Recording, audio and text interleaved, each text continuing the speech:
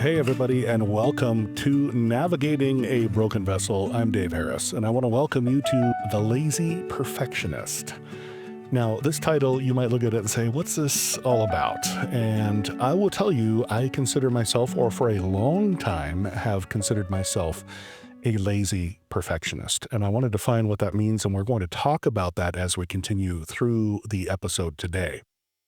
Now, in terms of a lazy perfectionist, I can tell you that at the time I coined this term for myself, and I'll tell you, I mean, yes, I was probably being mean to myself, and that's probably not very nice, but at least it was to myself and not to anybody else. But I can tell you, I didn't know anything about ADHD. I'd heard about ADHD, I've heard about ADD and things like that, but never really delved into what it's all about. And I can tell you that this term, the lazy perfectionist, is something that I have struggled with my entire life. And I want to start by telling you a story. So it's sixth grade. Sixth grade, what am I, about 12 years old, something like that in sixth grade. And there was this girl, and I thought, ooh, she is just so cute. Because at sixth grade, I mean, you're kind of like, even as a guy, we develop late, right? I get it. We develop late compared to girls. But in sixth grade, yep, I'm like, okay, I think this girl is kind of cute. I might want to ask her to the dance. And I'll tell you what, we're going to call her Sally because that's a good name for just any old generic girl. So that way you have no idea who she is, right? And if she's listening, which she probably isn't, but just in case at any time in the future, she's going to be like, wait a second, I'm Sally. But we'll see how that goes, right? Okay, with this in mind, her name is Sally. And I thought, Sally is so cute. I want to take her to the dance. And I'm like, okay, cool.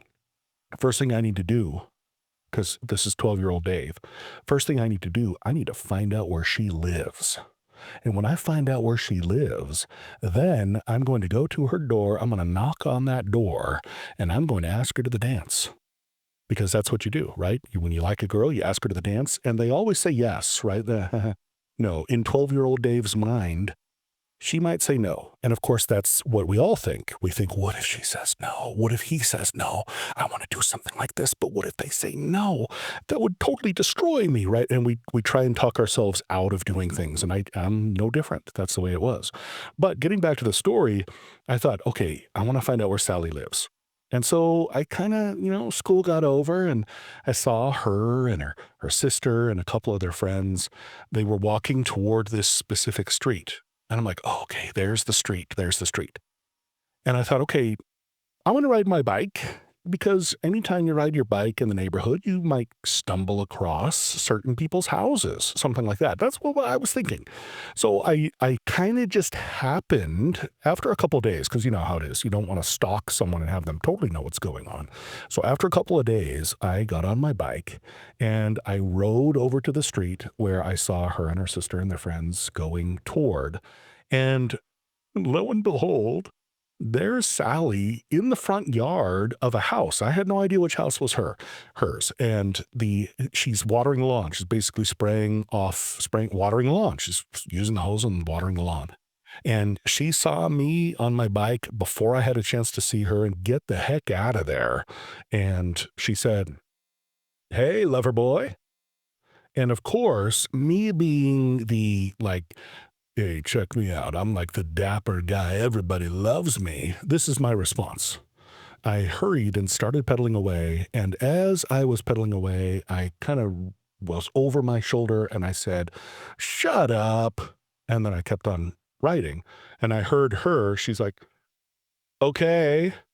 And then that was it. That was the whole thing. And so I mean, I'm the kind of guy that's like, you learn lessons from me if you learn nothing else. The best way to woo a girl when you're in sixth grade is to tell her to shut up, right? Yeah, it didn't work for me. But anyway, in my mind, I'm like, great. Now I know where she lives. I can carry out my plan. And here's the thing about carrying out a plan. This is something that has been something that I've struggled with my entire life. I don't know whether any of you struggle with this. If you do, that's fantastic. We've got some common ground there. But I can tell you, for me, that planning process can last forever. I'm the kind of person who dreams big, who formulates a plan, and then plans, And then I might do a little bit more planning. And then just in case I haven't planned enough, I might do a little bit more planning. You get the idea. In other words, I can say to myself, this is a brilliant idea. I can ask her to the dance, or I can work on such and such project, or I can go record a podcast episode, for example. And I can plan it. I could say, this is exactly what I'm going to do. So in my mind, 12-year-old Dave, I look back now and I think, yep, that poor little 12-year-old Dave, wooing the girls by telling them to shut up. He's ready to go. So here's my plan. I am going to ride my bike to her house after school. I'm going to park on the front sidewalk. I'm going to walk up there. I'm going to knock on the door and I'm going to ask her if she wants to go to the dance with me. And I thought that was a brilliant plan. I'm ready to go. And of course, I've already wooed her, so she already knows, what kind of guy she's getting with Dave. But I figured maybe she would say yes. And I kind of thought maybe she would. Otherwise, of course, I'd be more scared. But I kind of thought maybe she would say yes. So I rode there to her house, and my brother Matt, 2 years older than me, man, what a chum. He came with me and he's like, I'm going to help you out, Dave. Because he knew how to woo the girls. He really knew how at that time. He wasn't telling anyone to shut up, right? Because he knew that probably was not the best bet. Now, and me, it took a little while to get to know that. But Matt, he knew what was going on. So he went with me to Sally's house and we parked our bikes outside her house. And for all I know, she and her sister and her friends or whatever, because it's a different day, but I have no doubt that probably she had people. In fact, I did find out later she did have people over, so we'll get to that in a second. But I kind of imagine now, looking back, what is this, 35 or so years later, I can imagine her sitting in the front room and looking out the window and saying, well, that's weird. There's David. And actually, I was known as David H. back then, David H., because that's what you're known as when there's lots of Davids. So, hey, there's David H. and then some guy who's a lot cuter than David H. But yeah, these two guys are over in the front of my house and they're just kind of standing there talking to each other while their bikes are sitting on the ground. And so, yeah, for me, I'm like, oh, okay, yeah, I got to talk to Matt. And Matt's trying to psych me up. He's like, Dave, you could totally do this. You could totally do this. And I just was like, okay, I've got this plan. I know what I'm going to do. I know what I need to do. And then I thought, we need to plan some more. We need to plan some more. Meanwhile, Sally and her sisters in there being like, what's going on back there? It's crazy. Crazy people over there. He told me to shut up, and now he's standing in front of my house. I don't know what's going on. Anyway, okay, great. So Matt finally talks me into it. And I remember specifically saying, I am just going to walk up there and I'm not going to think about it. I'm just going to start walking up there because once I walk up there, knock on the door, there's no going back, right? You don't unknock the door. And so that's what I did. And I remember thinking to myself, what the heck are you doing? You're walking up to this girl's house. And I just tried to block out everything that could have happened. And I found myself now, I listened to myself. I watched myself knocking on the door. And I'm like, okay, there's no going back now. And Sally comes to the door with her sister and a couple of friends. They're there. And I'm thinking to myself, I don't care because I know what the plan is. I'm executing the plan. I'm going for it. And so she said, oh, hi, David, which is nice because that means she didn't know I was out in front of the house, which looking back, I'm really happy that she didn't. But she's like, oh, hi, David. David H. probably, I don't remember. But I said, hi, Sally. Do you want to go to the dance with me? And seriously, that was it. That was the plan, and I executed the plan. That's as far as I got with the plan. I didn't know what I was going to do after that, but that was it. Do you want to go to the dance with me? And I'd never seen someone so red-faced. Even in my entire life, I've never seen someone so red-faced. She was thoroughly embarrassed. I think probably because she had her friends there, and it's kind of like, here's this guy, hey, you want to go to the dance with me? Right? And he's the guy that said, shut up earlier. I mean, all these different things. She got super red-faced. She hid behind the door, and she kind of nervous laughed. And then she finally said, maybe. And I'm thinking to myself, I don't know what to do with maybe. Yes, no, I don't know. Maybe I thought about that, but I don't know what to do with maybe. So I was like, okay, see ya. And that was it. And she closed the door, and I kind of, puffed out my chest and went back to talk to Matt at the sidewalk. And I'm like, oh yeah, she said maybe. Yeah. So yeah, and I think Matt probably, being who he was probably like, oh, okay, maybe Dave, why are you proud of that? But anyway, so long story short, yes, long story short, it eventually came that she said, you know what, I can't go with a specific person because I have to pass out tickets. I'm responsible for making sure that people have tickets and that there's money that's, whatever. And so I can't go with a specific person. And I said, "Oh, okay, great." And in my 12-year-old brain, I thought that was real. I thought that was true. And come to find out, of course, she was just letting me down easy because I got to the dance and I'm like, "Hey, you're not just passing out tickets, you're out there dancing with people." But anyway, yeah, 12-year-old me, that's the way it was. So, what's the point of all this? Now it's like, okay, Dave, you told this story about yourself. You've thoroughly embarrassed yourself in front of everybody who's listening and watching. But what's the point? My point is that this strategy that I outline has been the story of my life. It has been this idea of working through a dreaming process. Eventually, that dream becomes a plan. And then once that plan hits, then it's like, okay, I'm going to plan more because I want to make sure that I've got every situation taken care of. I want to know that before I fill out this job application or this resume or whatever, before I execute some sort of idea, I want to make sure that it's ready to go. And so I just think about it and I think about it. I think, okay, what happens if this happens? And I ruminate constantly about that. And I get stuck. That's literally what it is I get stuck. And I honestly tell, and maybe some of you can identify with this. When I say stuck, I literally mean stuck, like physically impossible for me to proceed. It's not that it's like I can't move my legs. It's not like I have some sort of paralysis that makes it so that I can't do it. It is a mental paralysis that says I can't get started. It's the same thing with my mission.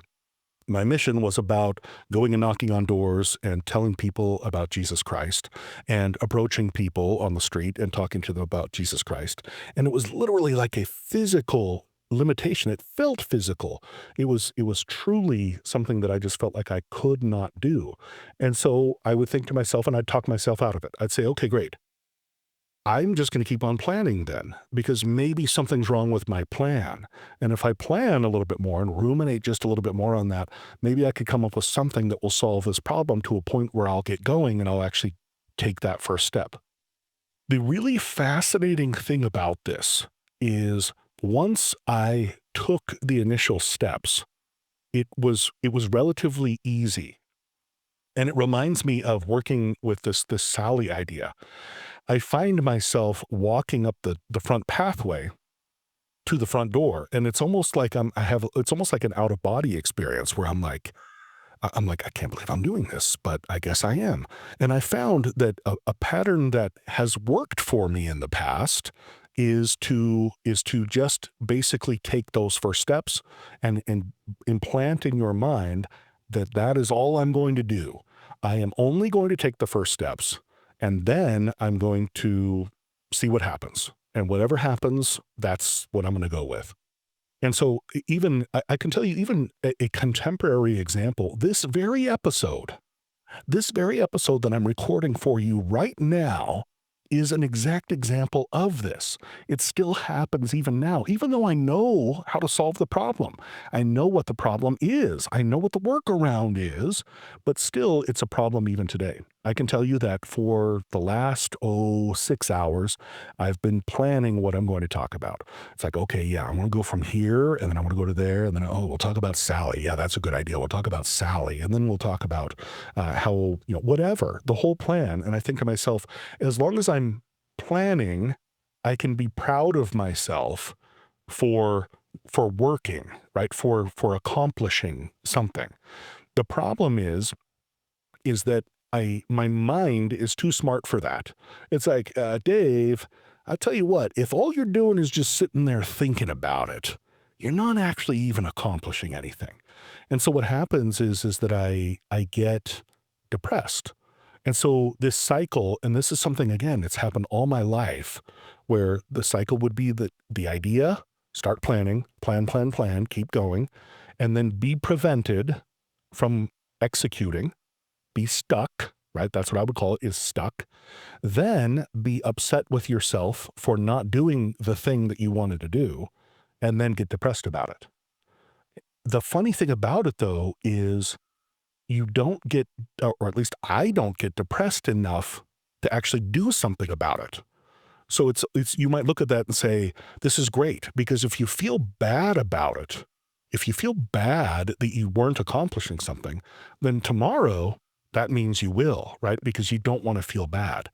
But the fascinating thing is that it didn't work that way. It doesn't work that way. All that happens is the next day I feel worse. It's more depression, right? More depression that comes in.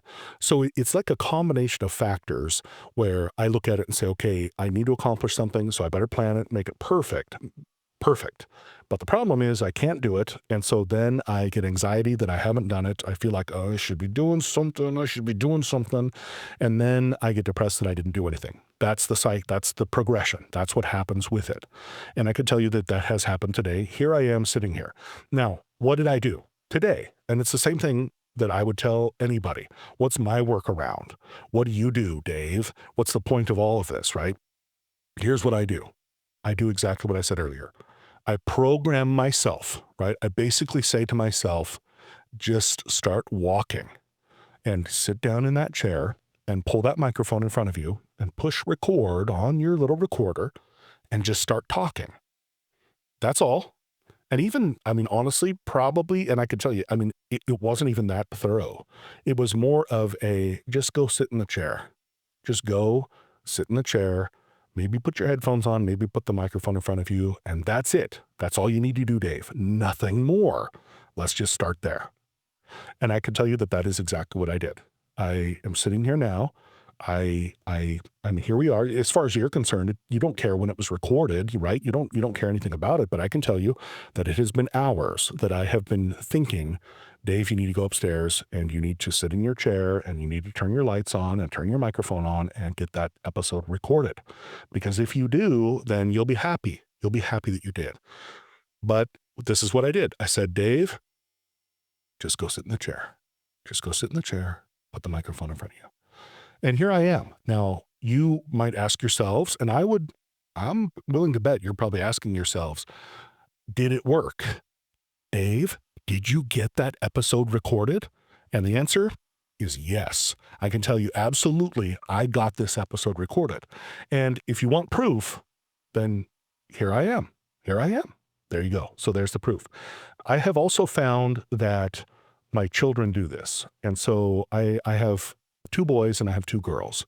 The youngest one right now is 16 years old. The oldest one is married and has moved away. And actually the other two have moved away. They're not married yet, but they've moved away. But I can tell you, all of my children, I have given them this advice. They've told me I'm struggling. I don't want to do my homework. I don't want to do that assignment. And I tell them, just take the first step. Just open up the computer. That's what you got to do. Just start, and then see what happens. For my one of my sons, it's actually taking medication that I tell him, because I can tell you that I take medication. I found that this actually is something that's common in people. Maybe you already know, but it's basically an ADHD symptom where a person basically ruminates forever. They basically get stuck in that planning stage, and the physical limitation of actually getting started is the hardest part.